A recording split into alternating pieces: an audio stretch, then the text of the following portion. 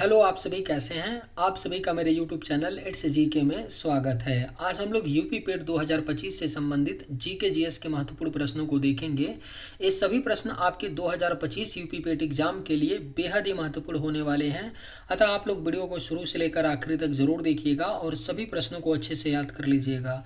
अगर आपको किसी भी प्रश्न का सही जवाब पता होगा तो मुझे कमेंट करके ज़रूर बताइएगा और वीडियो पसंद आए तो लाइक कीजिएगा। चलिए आइए एक एक करके शुरू करते हैं। विटामिन ए की कमी से कौन सी बीमारी होती है। आपके ऑप्शंस हैं बेरी, स्कर्वी, रतौंधी या एनीमिया। सही जवाब क्या होगा? तो विटामिन ए की कमी के कारण जो है यह आपका रतौंधी नामक बीमारी होती है, विटामिन ए की कमी से। गोदान किसके द्वारा लिखी गई है। सही जवाब क्या होगा? तो गोदान जो है यह प्रेमचंद के द्वारा लिखी गई है। गोदान।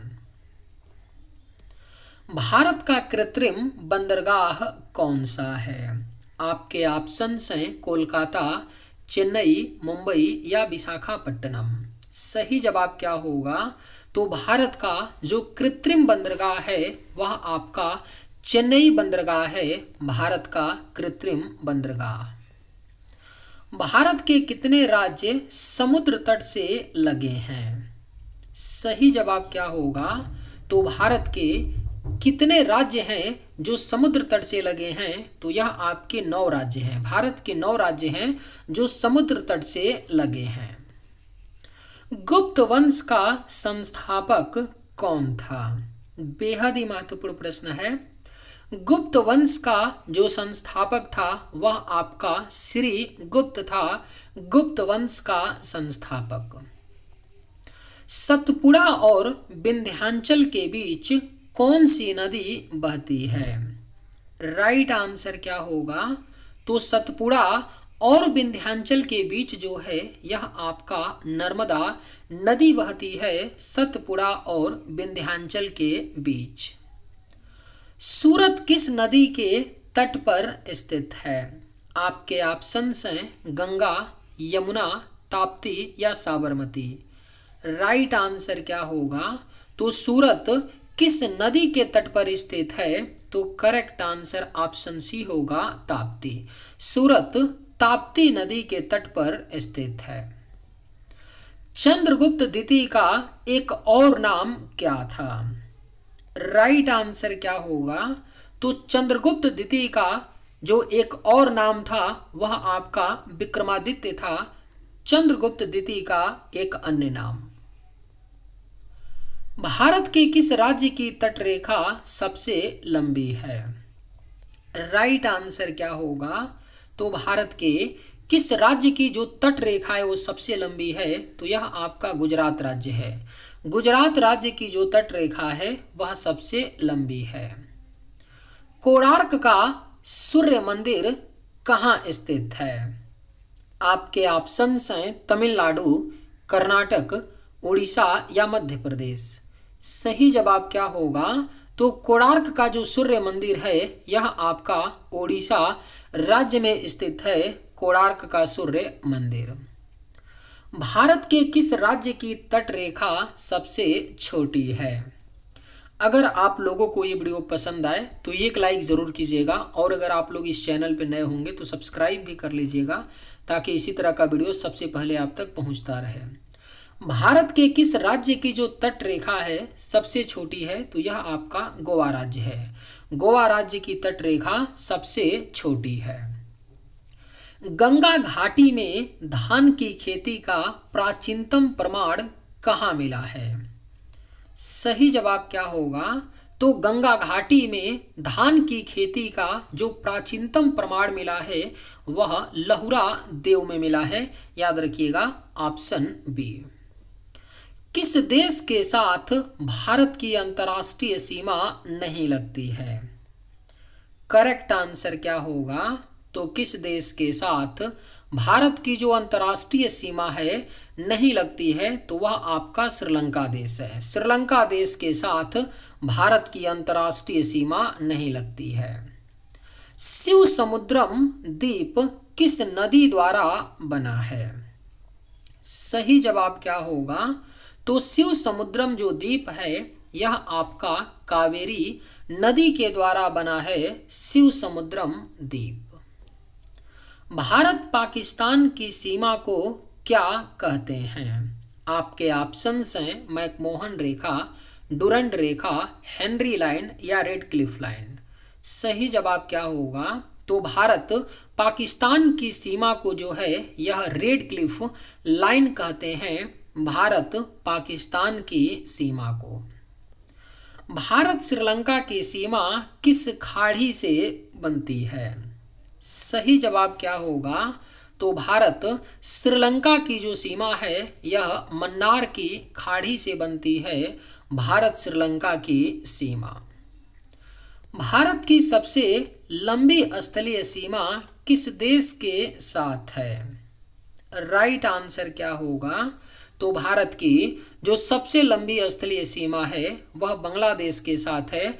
बांग्लादेश के साथ भारत 4096 किलोमीटर का बॉर्डर शेयर करता है, जो सबसे लंबा है। लक्षद्वीप समूह के द्वीपों की उत्पत्ति किससे हुई है? आपके ऑप्शंस हैं प्रवाल, ग्रेनाइट, ज्वालामुखी या शैल श्रेणियां। सही जवाब क्या होगा? तो लक्षद्वीप समूह के द्वीपों की जो उत्पत्ति है यह आपका प्रवाल से हुई है। सही जवाब ऑप्शन ए। गढ़वाल वंश का संस्थापक कौन था? राइट आंसर क्या होगा? तो गढ़वाल वंश का जो संस्थापक था वह आपका चंद्रदेव था, गढ़वाल वंश का संस्थापक। चौहान वंश का संस्थापक कौन था? सही जवाब क्या होगा? तो चौहान वंश का जो संस्थापक था वह आपका वासुदेव था, चौहान वंश का संस्थापक। भारत में सबसे ज्यादा बोली जाने वाली भाषा कौन है? अगर आप लोगों को ये वीडियो पसंद आए तो एक लाइक ज़रूर कीजिएगा, और अगर आप लोग इस चैनल पर नए होंगे तो सब्सक्राइब भी कर लीजिएगा। भारत में सबसे ज़्यादा बोली जाने वाली भाषा कौन है? तो यह आपका हिंदी भाषा है, भारत में सबसे ज़्यादा बोली जाने वाली भाषा। भारत की मुख्य भूमि का दक्षिणी छोर क्या कहलाता है? राइट आंसर क्या होगा? तो भारत की मुख्य भूमि का जो दक्षिणी छोर है यह आपका केप केमोरीन कहलाता है, भारत की मुख्य भूमि का दक्षिणी छोर। भारत का पहला स्किल इंडिया सेंटर कहाँ खोला गया है? करेक्ट आंसर क्या होगा? तो भारत का जो पहला स्किल इंडिया सेंटर खोला गया यह संबलपुर में खोला गया, उड़ीसा राज्य के संबलपुर में खोला गया भारत का पहला स्किल इंडिया सेंटर। सांची स्तूप किस राज्य में स्थित है? सही जवाब क्या होगा? तो सांची का जो स्तूप है यह आपका मध्य प्रदेश राज्य में स्थित है, सांची का स्तूप। और सांची स्तूप का निर्माण किसने करवाया था? तो मौर्य शासक अशोक ने करवाया था सांची के स्तूप का निर्माण, याद रखिएगा अशोक। पश्चिमी तट का उत्तरी भाग किस नाम से जाना जाता है? राइट आंसर क्या होगा?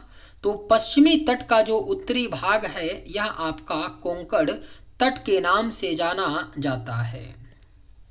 भारत का पहला डिजिटल राज्य कौन सा है? करेक्ट आंसर क्या होगा? तो भारत का जो पहला डिजिटल राज्य बना है वह केरल राज्य बना है, भारत का पहला डिजिटल राज्य। दुनिया की पहली वैदिक घड़ी कहाँ स्थापित हुई? आपके ऑप्शंस हैं उज्जैन, पुरी, वाराणसी या नासिक। सही जवाब क्या होगा? तो दुनिया की जो पहली वैदिक घड़ी स्थापित हुई वह आपका उज्जैन में स्थापित हुई। भारत में कितने उच्च न्यायालय हैं? सही जवाब क्या होगा? तो भारत में उच्च न्यायालयों की जो संख्या है वह आपका 25 है। आदम का पुल किन दो देशों के बीच स्थित है? सही जवाब क्या होगा? तो आदम का जो पुल है यह भारत श्रीलंका देशों के बीच स्थित है, आदम का पुल। भारत में कितने प्रमुख बंदरगाह हैं? सही जवाब क्या होगा? तो भारत में जो प्रमुख आपके बंदरगाह हैं वह 13 हैं, याद रखिएगा। भारत में प्रमुख 13 बंदरगाह हैं।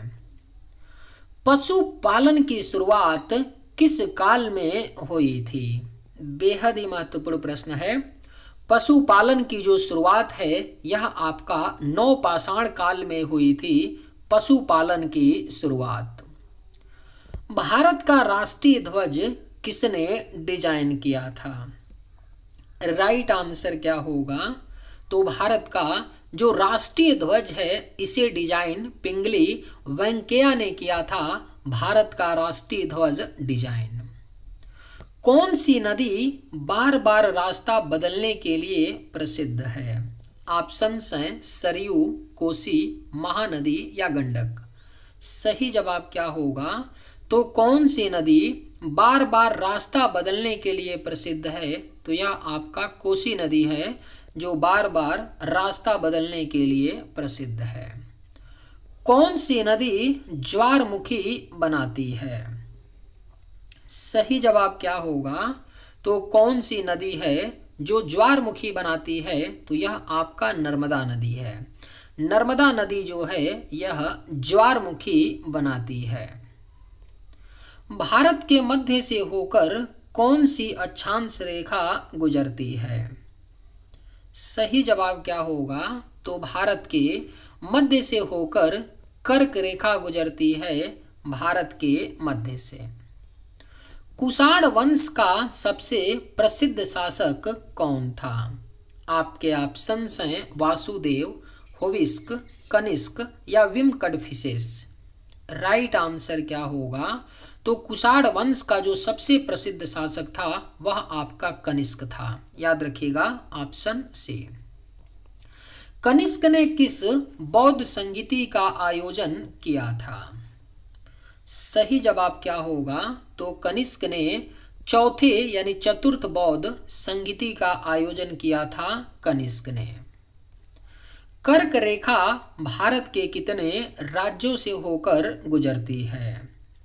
सही जवाब क्या होगा? तो कर्क रेखा जो है यह भारत के 8 राज्यों से होकर गुजरती है। भागीरथी और अलकनंदा का संगम कहाँ होता है? राइट आंसर क्या होगा? तो भागीरथी और अलकनंदा का संगम जो है यह देवप्रयाग में होता है। मौर्य साम्राज्य की राजधानी क्या थी? आपके ऑप्शंस हैं उज्जैन, कौशाम्बी, पाटलिपुत्र या तक्षशिला। सही जवाब क्या होगा? तो मौर्य साम्राज्य की जो राजधानी थी पाटलिपुत्र थी। पाटलिपुत्र का वर्तमान में नाम जो है वह पटना है। चलिए आज के वीडियो में बस इतना ही। अगर आप लोगों को ये वीडियो पसंद आए तो एक लाइक ज़रूर कीजिएगा। थैंक्स।